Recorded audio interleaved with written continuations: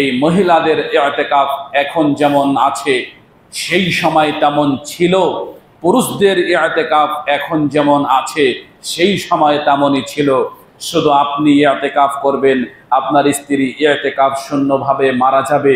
যদি বিচারের মাঠে সেদিন বলে আমার পিতাও আমাকে কোনোদিন ইতিকাফ সম্পর্কে জ্ঞান দেয়নি, আমার স্বামীও কোনোদিন আমাকে ইতিকাফ সম্পর্কে জ্ঞান দেয়নি, আমার জাতিও কোনোদিন আমাকে ইতিকাফ সম্পর্কে বলেনি, বিধায় আজকে আমি রব্বুল আলামিন তোমার সামনে ইতিকাফ শূন্য আমল নিয়ে উপস্থিত হয়েছি, তাহলে আপনি স্বামী হিসাবে ছাড়া পাবেন না, আপনি পিতা হিসাবেও ছাড়া পাবেন না, আপনি সমাজের দায়িত্বশীল ব্যক্তি হিসাবে আপনি ছাড়া পাবেন না, কখনোই নয়।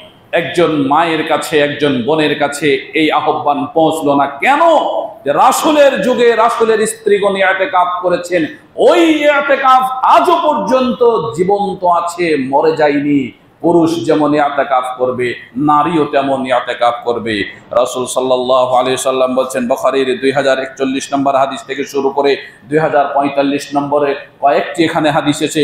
আর রমাদান মাসের ইতিকাফ আল্লাহর রাসূল উল্লেখ করলেন, তখন আয়েশা রাদিয়াল্লাহু তাআলা আনহা তিনি বর্ণনা করেন, তিনি বলছেন ফাস্তাযিনতাহু, আমি আমার জন্য রাসূলের কাছে ইতিকাফের অনুমতি চাইলাম। ফাজিল্লাহা, আল্লাহর রাসূল আমি আয়েশাকে ইতিকাফের অনুমতি দিয়ে বললেন, যাও তুমি ইতিকাফ করো। আরো বলছেন আন্নান নবী সাল্লাল্লাহু আলাইহি ওয়াসাল্লাম, বুখারীর 2026 নম্বর, মুসলিমের 1172 নম্বর, রাসূল সাল্লাল্লাহু আলাইহি ওয়াসাল্লাম প্রত্যেক রমাদানের শেষ দশকে ইতিকাফ করেছেন। আর এই ইতিকাফে আল্লাহ রাসূল সাল্লাল্লাহু আলাইহি সাল্লাম যখন দুনিয়া থেকে চলে গেলেন, তখন তার স্ত্রীগণ এই ইতিকাফ ধরে রেখেছিলেন, ছেড়ে দেননি। তার স্ত্রীগণ বেঁচে থাকা পর্যন্ত ইতিকাফ করে গেছেন, ইতিকাফ ছেড়ে দেননি। অতএব আপনার মা, আপনার বোন, আপনার স্ত্রী আজও যারা ইতিকাফ শূন্য আছেন, আমি আপনি আজও যারা ইতিকাফ শূন্য আছি, এটা জাতির সামনে উত্থাপন করতেই হবে, তুলে ধরতেই হবে, জাতিকে এটা বোঝাতেই হবে ইতিকাফ একটা আমল, যেই আমল নবী করে গেছেন, নবীর স্ত্রীগণ করে গেছেন, নবীর মৃত্যুর পরেও যে আমল তেনারা ছাড়েননি, সে আমল আমরা শূন্য আছি, যে করেই হোক আমাদেরকে পূর্ণ করতেই হবে। এতদিন পারিনি, না জানি বয়সের শেষ সময়ে উপনীত হয়েছে কিনা তাও জানি না। অতএব এবছর যখন সুযোগ আছে, আমার যদি কোনো ব্যস্ততা থাকে, দুনিয়াবি ব্যস্ততা, তা সেরে নিতে হবে। সেরে নিয়ে আমাকে এবছরই জোরালোভাবে প্রস্তুতি গ্রহণ করতে হবে যে ইতিকাফ এবছরই আমার আমলে আমি সূত্রপাত করতে চাই, লিখাতে চাই। ইতিকাফ শূন্য আমল নিয়ে আমি মৃত্যুবরণ করতে চাই না। যেমন আমার নামাজ আছে, যেমন আমার রোজা আছে, যেমন আমার হজ আছে, যেমন আমার যাকাত আছে, যেমন আমার দান সদকা আছে, যেমন আমার সততা আছে, যেমন আমার হালাল রুজি আছে, তেমনই কিছুটা হলেও আমার ইতিকাফ থাকবে। একবারের জন্য হলেও তো থাকা উচিত, একবারের জন্য হলেও থাকবে।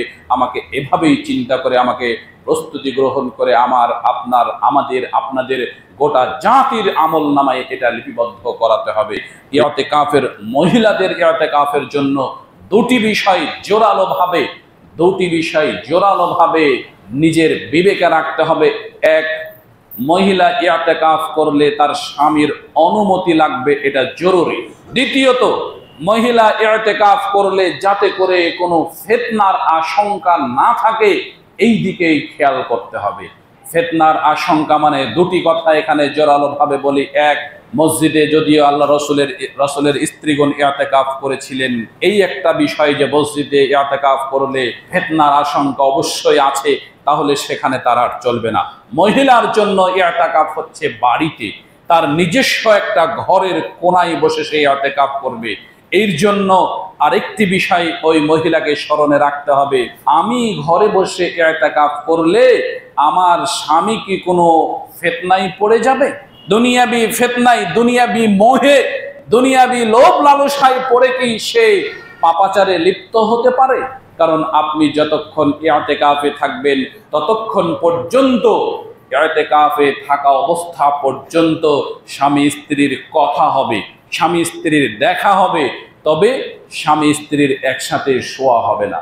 স্বামী স্ত্রীর সেই, যদিও রমাদান মাসে ইফতার থেকে নিয়ে সাহারি পর্যন্ত যে কোনো স্বামী স্ত্রী তারা দৈহিক মেলামেশা করতে পারে, আল্লাহ রাব্বুল আলামিন নিজেই এর বৈধতা দিয়েছেন। কিন্তু যদি ইআতেকাফে থাকে কোনো স্বামী অথবা কোনো স্ত্রী, তাহলে তারা দৈহিক মেলামেশায় লিপ্ত হতে পারবে না, এটা ইআতেকাফের জন্য নিষেধ করা হয়েছে। এই জন্য ওই মহিলাকে এই বিষয়টিও স্মরণে রাখতে হবে, আমি যেমন ফিতনার ভিতরে পড়তে পারি, আমার স্বামীও কি ফিতনার ভিতরে পড়তে পারে কিনা, সেই দিকে খেয়াল রেখে তাকে অবশ্যই ইআতেকাফের অনুমতি নিতে হবে। আর এটা মনে রাখতে হবে, রাসূল নিজে আয়েশাকে ইআতেকাফের অনুমতি দিয়েছেন। সেহেতু আমার স্ত্রী যদি আমার কাছে ইআতেকাফের অনুমতি চায়, তাহলে নিজেকে কন্ট্রোল করে, নিজেকে হেদায়েতের মধ্যে আবদ্ধ রেখে আমার স্ত্রীকেও ইআতেকাফের অনুমতি দিতে হবে। এটাই হচ্ছে আমার রাসূলের আমার জন্য আদর্শ, এটাই হচ্ছে আমার রাসূলের আমার জন্য শিক্ষা।